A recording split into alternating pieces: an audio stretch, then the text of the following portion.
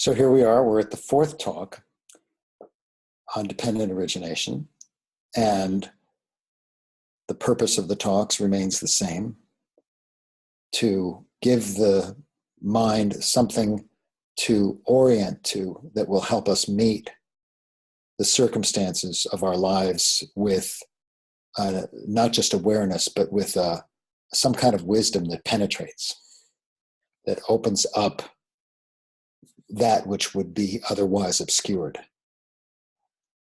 And the purpose, of course, is for the ease and the lovely functioning and so on. But really, let's keep in mind our, shall we say, Dhamma values. As for the qualities of which you may know, these qualities lead to dispassion, not to passion, to being unfettered, not to being fettered, to shedding, not to accumulating, to modesty, not to self-aggrandizement, to contentment, not to discontent, to seclusion, not to entanglement, to aroused persistence, not to laziness, to being unburdensome, not to being burdensome.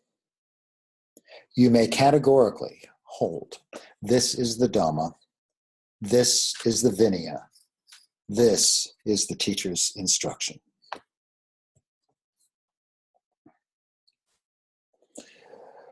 Well, we have several exciting things about today's teaching. For one thing, if you just talk about going through the 12 links or the nidanas, we're doing the last 3.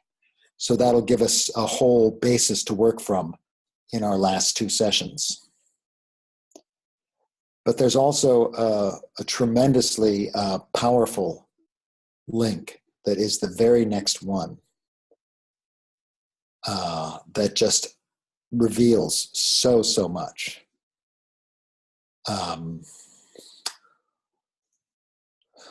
Remembering that what we're talking about is this causal sequence, so it can be thought of as happening one after another, one providing the conditions for the next, which provides the conditions for the next and the conditions for the next. So, for example, in the absence of contact, there is no feeling. In the absence of feeling, there is no thirst. Things like that.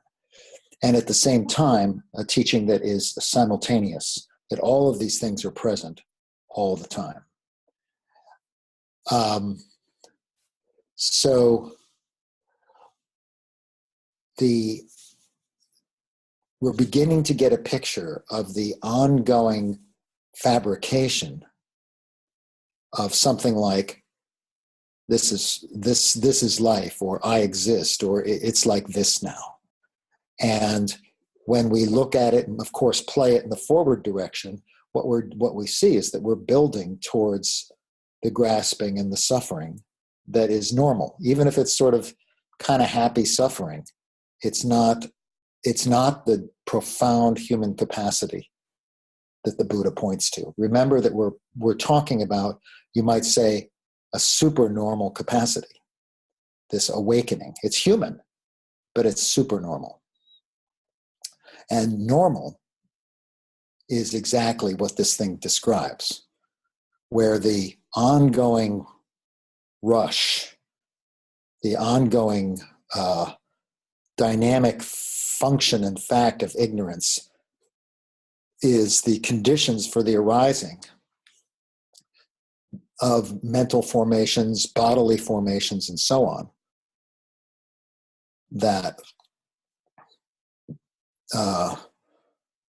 condition what's consciousness going to be like in that moment. So you have various thoughts, you have emotions, you have a history. However those qualities ripen in any given instant, consciousness takes rise and has those qualities, as if you were growing something in a either a very sweet, rich soil or a bitter, dry soil. Whatever comes up next is going to have certain qualities. And that consciousness then is what one is aware of, what one is cognizant of, is body-mind. There's the experiencing of nama-rupa, the experience of name and form, the experience of, it seems like I have a leg down there, but that's objectifying it as form out there, something we do. So it's an acknowledgement of the material world, and the nama, or the feeling, the perception, and the tension, and so on, that is the actual sort of mind that's experiencing it. But both are known by consciousness. So the nama-rupa, the vijnana pacaya nama-rupa, depending upon consciousness, arises this experiencing of name and form, and this this multifurcation, I don't know if that's a word, this elaboration into the specific doorways, the different channels by which this sensitive organism receives the world. So here we're touching the specific sensitivities out of which we apprehend, try to make meaning, try to find comfort, all that stuff. Without seeing, hearing, tasting, touching, smelling, and thinking, there ain't nothing. So there's these specific different channels are, you might say, providing the sculptural material. And based upon these specific channels, you have, these 6 sense bases, the salayatana. You have phassa, you have contact with each, touch of light to the eye, sound to the ear, and so on. And the ongoing forward movement of that is very naturally, when there's contact, there will be feeling, pleasant, unpleasant, or neutral, one kind or another. When there's contact, there's feeling. When there's contact, there's perception. So the world is beginning to, take form as something felt and seen, and it has objects and it has qualities. That's what the whole perception process is about. The sangha. Sangha is not part of the paticca samuppāda, but it's implied intrinsically by the Vedana, the feeling. So feeling perception is like a joint complex. And depending upon feeling, specifically when it's pleasant, there's the thirsting that's being stimulated, that's manifesting in that moment, associated with that which is being contacted.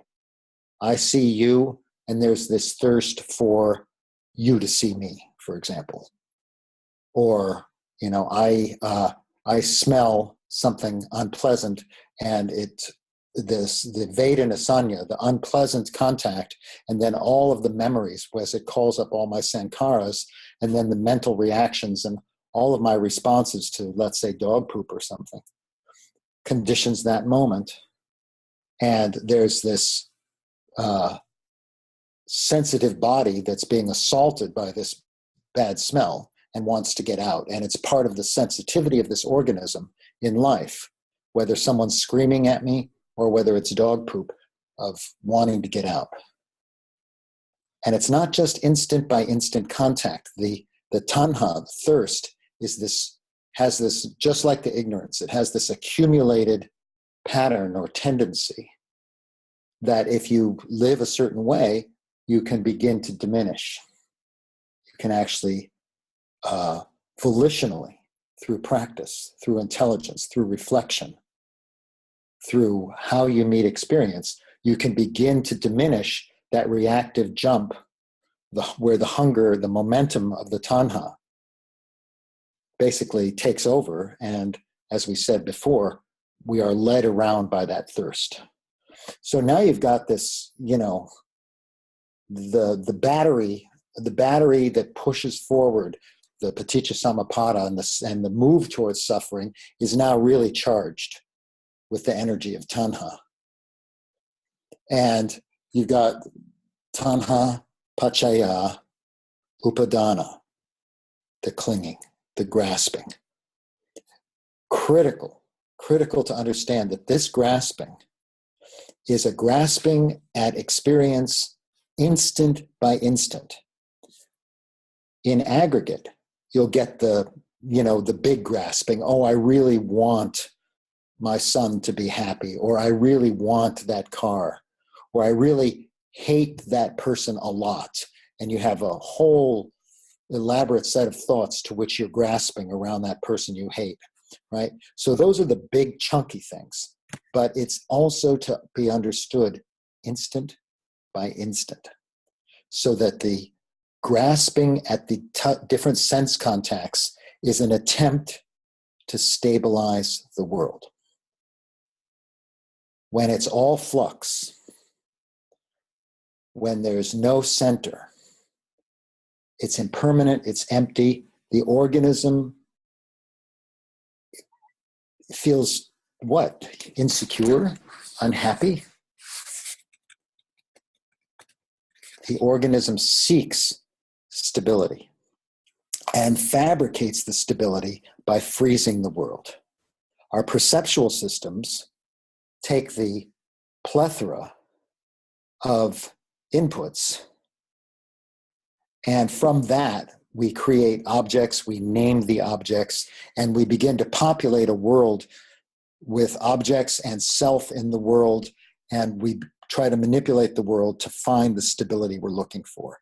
And when something threatens that stability, that's a mortal threat. It's a big deal. So there's a desperation coming up out of this constant hunger to exist, to find stability. Everything is impermanent. That's just how it is. We can't tolerate it. Everything is empty of self, not under our control. And we can't stand that. So we get whatever we can under our control. We buy a lawnmower and we cut the lawn. We get out a dust cloth and we dust the counter. We do the dishes and make the sink all nice. Ah, good, something's under my control here. The kitchen sink is nice today. It's the best we can do. And when other things in our lives get crazy and insecure, we try to fabricate other ways of finding the security, of controlling what we can. Some little piece where we can find stability. And the upadana, the clinging, sustains experience. It's the fuel for the ongoingness of I am, which is this important next step. So we have upadana, clinging, paccaya, bhavo, becoming. Depending upon clinging arises becoming. This is the crucial point for the coalescence of the self.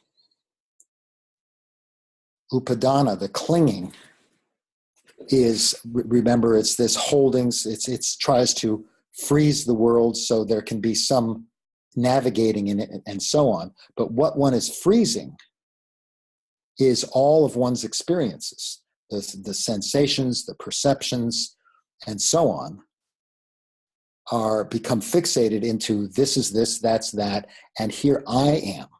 My thoughts begin to get frozen into I am this. A sense of self gets, you might say, constellates out of the kind of the impermanent mess of all of our different clingings and our different thoughts and our different sensations. And the I am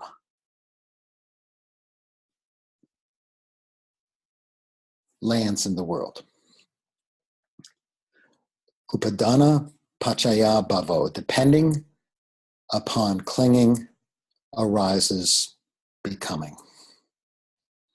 Now this becoming is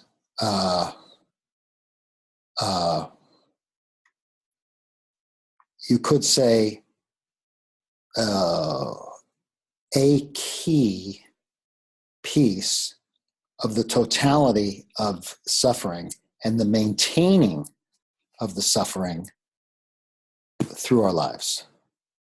Everything gets referenced to bhava, to becoming, to I am. Once we've got this bhava clarified, we can see, okay, my family, my possessions, possessiveness, I and my value, the subjective experience of worth in the world, I and me and mine, and all of the things that I want to get done, and all of the things that scare me, that threaten me. How am I going to be threatened if there's no sense of self? How am I going to act with greed if there's no self-center to be greedy to? How am I going to have the motivation to harm you, to get what I want? I won't. It won't happen, because the clinging you see, clinging is tension, right? Clinging is the gripping. And that tension is you might say, the nut around which this fruit of self is growing, is adhering. So as long as there's that tension, there's that self. And when there's not, there is absolutely no motivation for unethical conduct. Unethical conduct is by definition selfish conduct. Unskillful, selfish conduct. Stealing. You want something. I want something. Sexual misconduct, obviously. Any kind of harming and cruelty is coming out of some self-motivation. So the ethics is like intrinsic to this teaching. And the suffering, of course, is intrinsic to this teaching, because that upadana, that clinging, that is the fire, that is the hot coal that we hold on to through life. And our hands are burning and our feet are burning. We suffer terribly and we do not let go. We don't know how to let go. The momentum of the grasping has become such a habit, with so much behind it, with all these sense contacts, and of course starting way back at avijja, at the ignorance. We don't even know it's happening. We don't know that we're creating a world out of this impermanent flux of possibility. We don't know that we're shrinking our universe to this tiny little pea of me. Upadana, depending upon clinging, pacaya, there's the conditioned arising, bhavo, of becoming. So all of the psychological becomings, all of the personality issues, all of our insecurities, all of the specifics of our family histories that sometimes are beautiful and sometimes really hurt, all of those things, bhavo, becoming. I am Greg. I am son of Irving. I am this. I am husband of this. I am father of this. I have this as my occupation. I am good at this. I am bad at this. And even all the way into the stuff like I am basically happy or I am basically unhappy. It's all this kind of mesh stemming out from that center point of bhavo, bhava, becoming, self. I am. I, me, and mine. Ponk.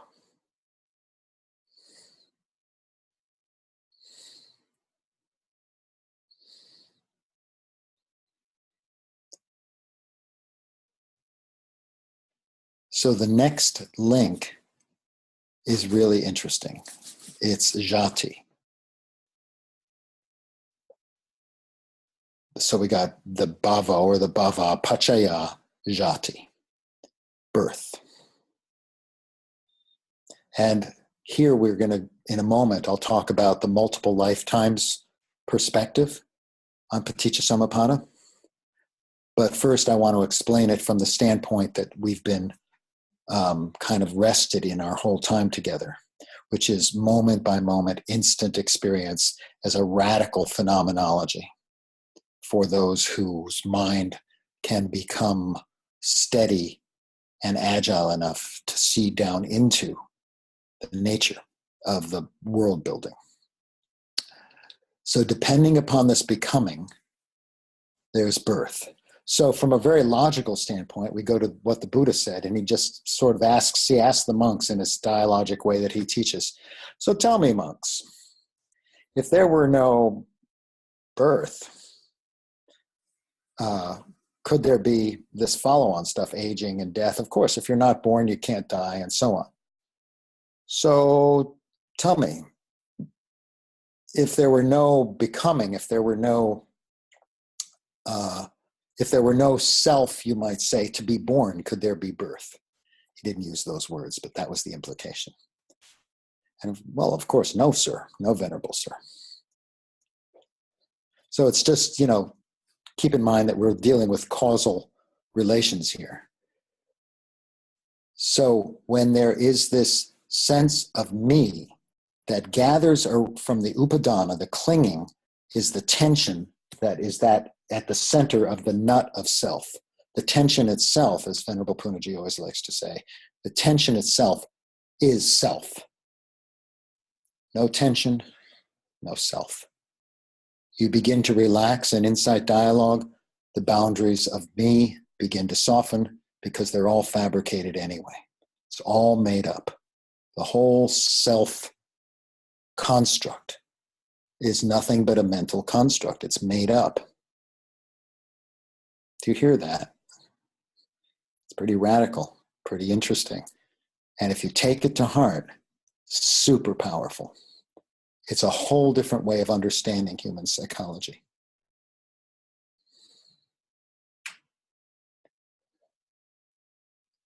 So, upadana paccaya bhavo, the self arises dependent upon this grasping, this holding, this freezing of the world, I am. And now, this I am becomes the basis for being born. What does that mean? Well, in the multiple lifetimes thing, it's easy to say, well, that's where we see the rebirth of the next body, the next being. I still take this as I said, as a radical phenomenology, but I'm therefore inspired or compelled, if you will, to be careful about the word birth because it's going to imply the physical birth of a cute little slimy baby. Whereas what is really, I shouldn't say really, a way of understanding this teaching that I find very powerful and incredibly useful as a practice, a basis for practice, is that the jati, the birth, is actually enfleshment. It's that which is the bhava, the becoming, the I am, becomes the I am, not just of the mental, but the whole totality of the nama rupa.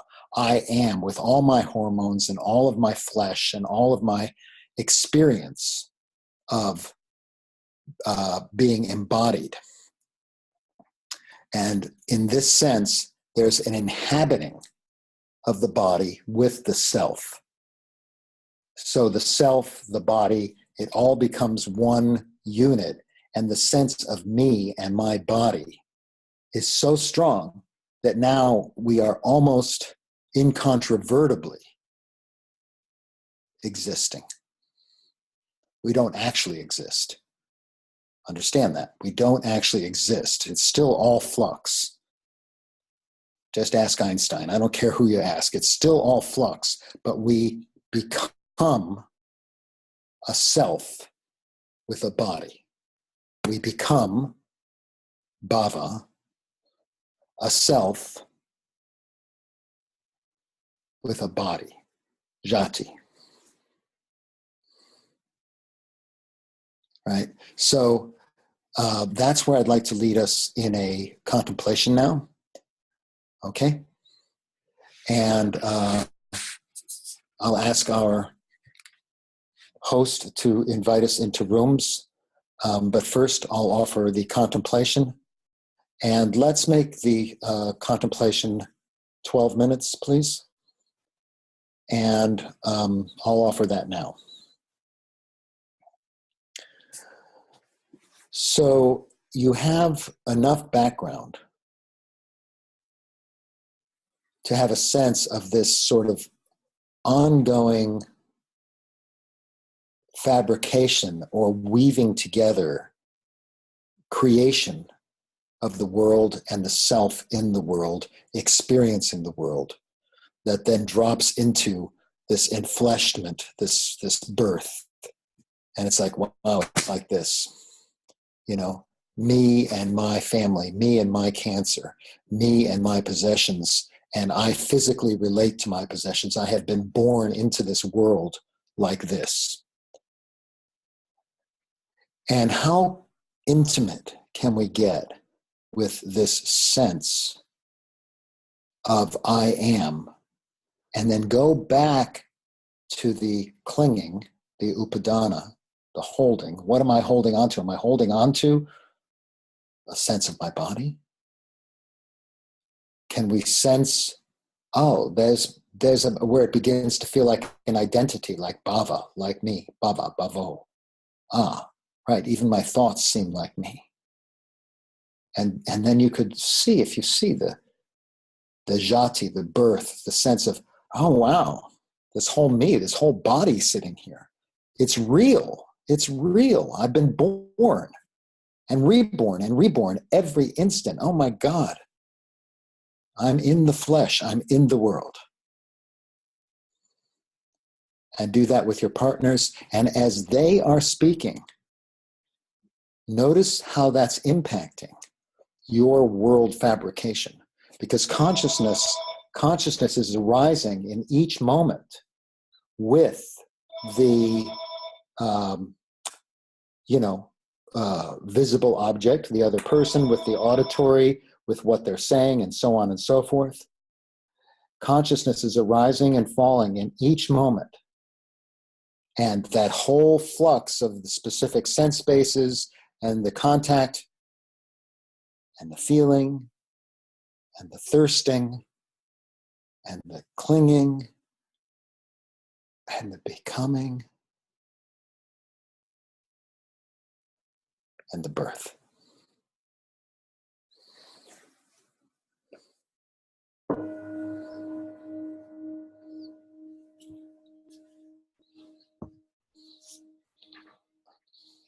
So I hope you had some sense of being born and reborn and reborn and reborn. So what we've been looking at, hopefully having some experience of, is how the grasping mind, grasping at any sensation, any thought whatsoever, any perception, becomes the kernel around which the world is frozen and we become. And then there's the enfleshment of that, of something like, this is real. I am born in this moment completely into this experience of I am. Birth. Well, so would there be any suffering if there was no birth? I mean, logically, no. Right? So, jati, pachaya, jara marana, aging, illness, death, sorrow, lamentation, pain, grief, and despair. You know, you've got this wonderful list of things that we are born into each moment. And that's the taking on, instant by instant, not just once, not just I am born and now it's like this and I'm stuck. Instant by instant, taking on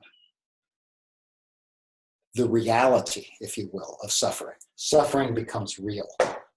Death becomes real. In every instant, logically, if you are completely and totally in the moment of experience, is there any death? Of course not. There's just this instant. Boing, boing, instant by instant by instant. And then maybe at one moment there's not. And at that moment, there's the ceasing of the functioning of the organism. So physical death or what have you. But in every instant, when there's only this moment, there's no death, there's no past, there's no future. So the totality of suffering is built on our, shall we say, embrace, which is another way of saying clinging, of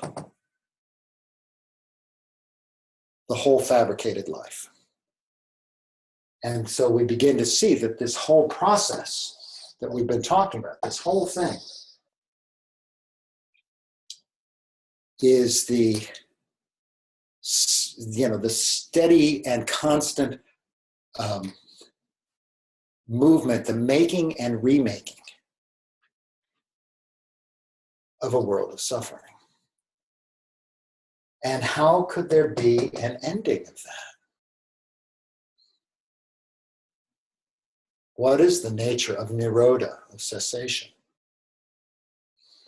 Well, there's not going to be suffering if there's not birth, if there's not this enfleshment and this taking on of the world as a fleshy, real place of dukkha, then there won't be suffering. And if there won't be any birth, any enfleshment, if there's no kernel of self around which that can happen. So if you just keep your eye, for example, on becoming, on identification, self-notion, attachment to all the sense doors and their contacts, belief in all of your stories and reactions, grasping to your history. If you get really rigorous about bhava, about becoming, we're talking liberation, the end of aging, illness, and death, the end of all suffering, I say. Well, maybe that's not the place where you get in. Maybe where you get in is upadana, clinging. Okay, I'll work on that. And you get really rigorous about it. You say, okay, it's my new hobby. I've kind of given up the ukulele and I am now working on upadana. Clinging. And you really pay attention to the clinging that happens. Clinging to a beautiful flower. Clinging to a person you love. Clinging to a political person that you love to hate. You can't separate the clinging that you like and the clinging you don't like. It's all clinging. A lot of people don't like that. They want to say, oh, no, let me keep the good stuff. Let me keep clinging to my family. But I just don't want to cling to, let's say, my work, or I don't want to cling to my disease, or I don't want to cling to, the political realities or money. No, it's the whole thing. It's this whole dynamic as a ongoing pattern of the psychophysical totality. It's a pattern, and it keeps repeating itself. And in your practice, you are interrupting that pattern. You are eviscerating the energy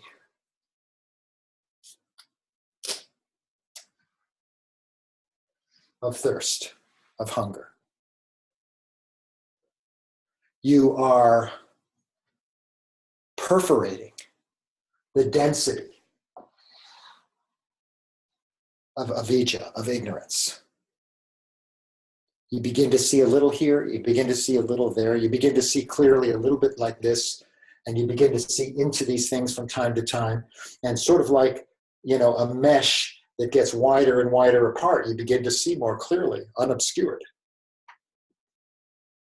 Not without effort, not without practice, because the avijja is, if you will, operating, and immediately the constructing tendencies and the whole background of volitional formations, everything you do and say, your whole history, all your memories and moods, your emotions, come and take that up and wham, give it all this energy, and shoots down. And so the sense of diligence of practice, the Buddha was really, really big on diligence. He said it's like the elephant's footprint. It's superior in the sense that all the footprints of all the other animals can fit within the elephant's footprint. Such as diligence. Well, it's a subtle teaching, right? Because the body-mind process of coming into existence and birth is suffering and is difficult to penetrate. Subtle, and the patterns are strong. So I want to talk just briefly about, another aspect of paticca samuppāda from the overview. We've been doing a little bit of overview each time. And the part that I want to talk about today is dependent origination as also being interpreted across multiple lifetimes. So there are different classical views of that.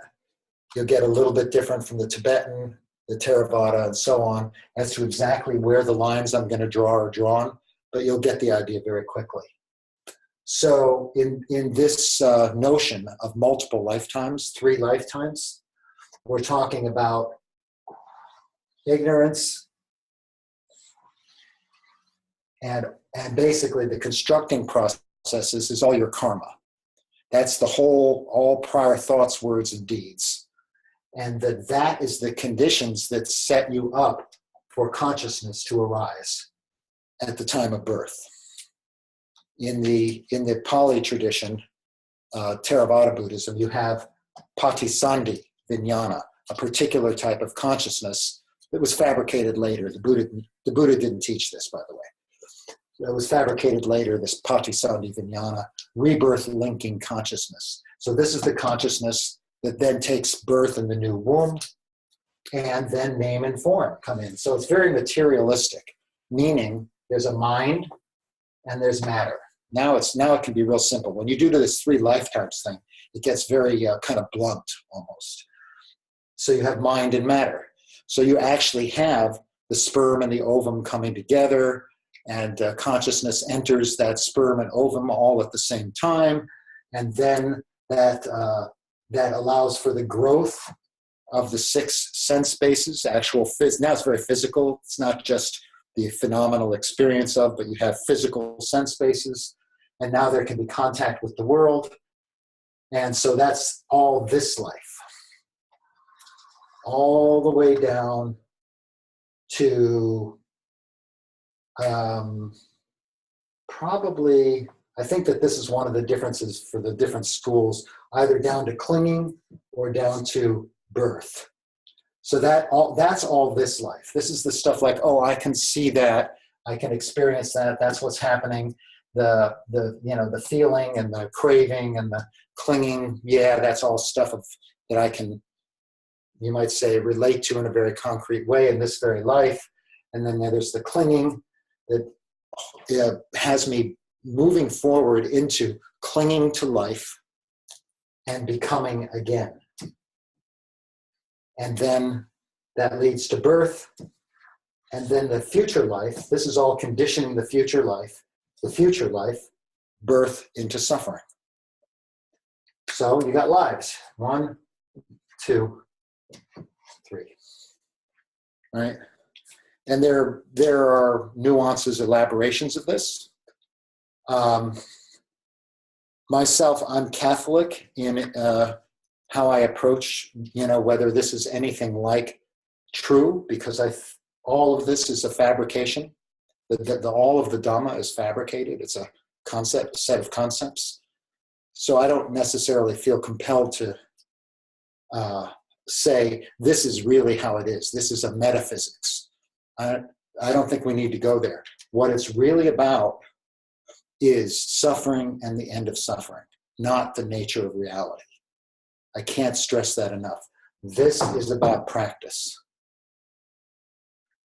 It's about understanding, it's about right view, understanding the nature of the human condition, and having that view, that understanding, go from a reflective acceptance down through the wisdom that's known in the whole body mind.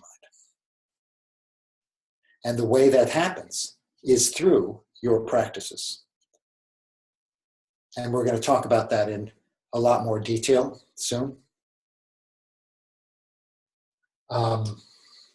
So I think for now it suffices to say that if you can take this teaching, reflect on it, and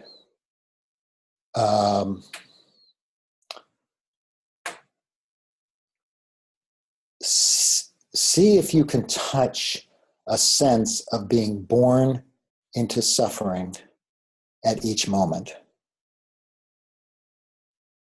How you take it on.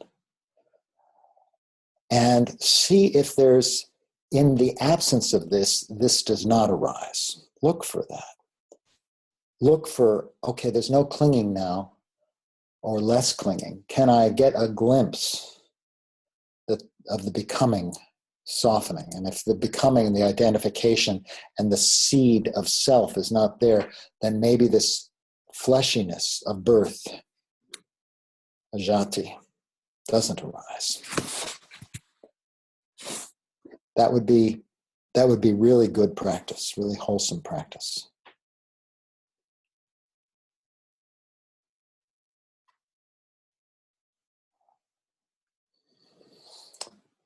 So there's a teaching that I'd like to offer that's relevant to this aspect of the becoming. You have the upadana, depending upon clinging, arises becoming. The self-identity arises, and of course the whole world comes into being around that. This quote from the Buddha. Furthermore, there is the case where the mind of a monk, when attending to self-identity, doesn't leap up at self-identity, doesn't grow confident, steadfast, or released in self-identity. But when attending to the cessation of self-identity, his mind leaps up at the cessation of self-identity, grows confident, steadfast, and released in the cessation of self-identity. When his mind is rightly gone, rightly developed, has rightly risen above, gained release, and become disjoined from self-identity, then whatever fermentations or intoxicants, whatever torments and fevers there are that arise in dependence on self-identity, he is released from them. He does not experience that feeling. This is expounded as the escape from self-identity.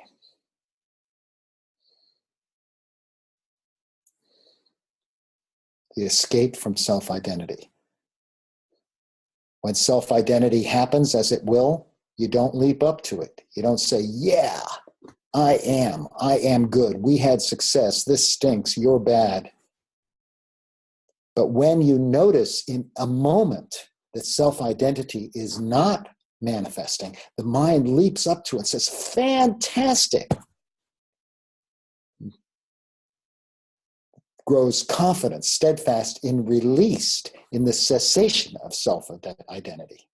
When his mind is rightly gone, rightly developed, has rightly risen above, gained release, and become disjoined from self-identity. Here's the payoff. Then whatever fermentations, torments, and fevers there are that arise in dependence on self-identity, he is released from them.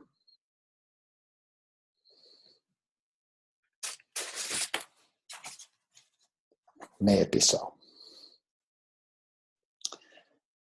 And may all beings benefit from our exploration together, from your good internal processing of these teachings, making them real in your practice.